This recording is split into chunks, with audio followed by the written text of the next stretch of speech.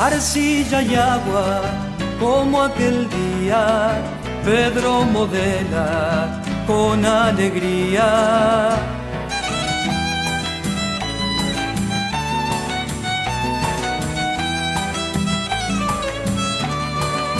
Traza los rasgos del personaje que el sol entibia siendo su traje.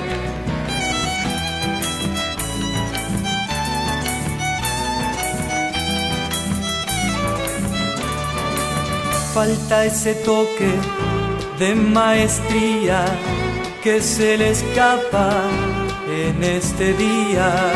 Y en las vigilias delata el sueño, nunca has de ser como tu dueño.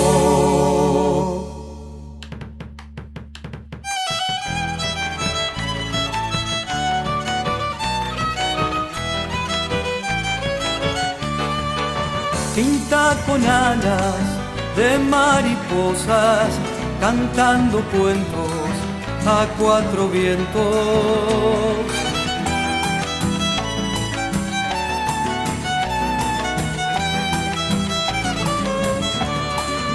Ya se conforma con darle forma, pues es la norma ser solo sombra.